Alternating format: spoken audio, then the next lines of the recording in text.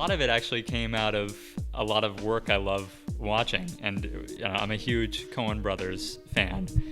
And of course, I saw No Country for Old Men, and I think that premise of coming upon a deal gone bad is just brilliant. But I wanted to we wanted to put a twist on it. Our work always has strange juxtapositions. The idea just came to my dad and I one day. We write together, and it was like, well, what if a seamstress came upon a deal gone bad? And what if she completely subverted expectations and does something that you would never expect, and actually gets away with the briefcase, and it becomes this crazy chase? And that's really where the main core of the story came from.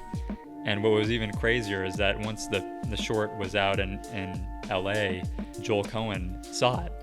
And so we met with Joel, and I was so nervous because I was like, oh my God, I hope he's not going to be upset with me, because he wanted to meet. But he was like, you have to turn this into a feature and raise the money, do it. And that was the huge impetus to move on it and actually come here and do it. So ever since we met with him, he's just my biggest inspiration. I made this short for my college admissions, so to get into university. So when we made this, we had no clue that we would actually turn it into a greater feature. And it just became this crazy whirlwind where, we sent it out to some of our friends in LA, and it got in the hands of some incredible people there, like a guy named Peter Spears. He came on as an executive producer and got it in the hands of Fox Searchlight, who was incredible and put it in theaters. And then we were like, okay, we have to turn this into a movie. It's the inciting incident. It can be expanded. And so we made the short in 2019, and it became a several-year process of, making different versions, writing different scripts to see if we could do it.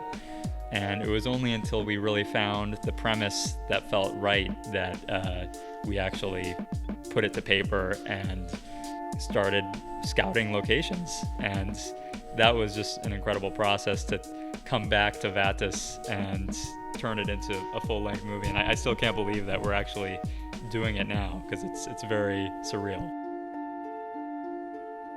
There's so many reasons, and all the reasons are incredible. I mean, it's just, the first has to be the people. I mean, everyone here, you point a camera in LA and everyone's seen it a million times. You go into a Starbucks, everyone is typing their script.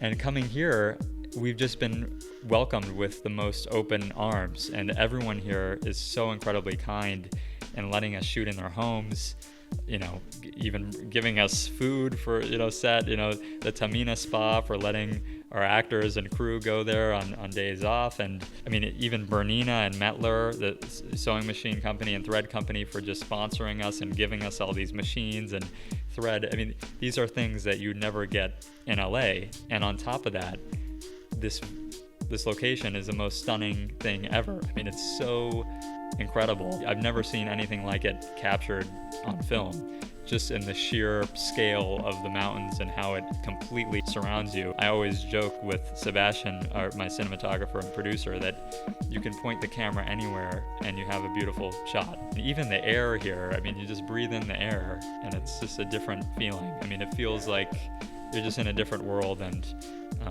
so there's many reasons why Vättis is the perfect location. But ever since we used it in the short, we just knew we had to come back, and that's what we did. It boils down to that juxtaposition. Once we started thinking about a seamstress protagonist, there was all these wonderful elements there. Like with A Deal Gone Bad, you have the blood, you have the briefcase, and there was something so poetic about using thread. It's seen as very delicate and something that would never touch a crime scene, and really tying that into every aspect of the story. And my dad and I, we love these Rube Goldberg-esque contraptions, and once we realized, she could be dragging the guns to these men, and hopefully no one will know what she's doing until the very ending. That was the core of it, that just, we were like, okay, it has to be a seamstress.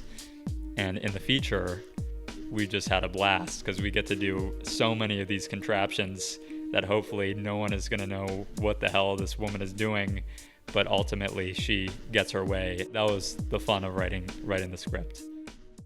The first kill is always the hardest. Choices. Choices. Choices. Choices.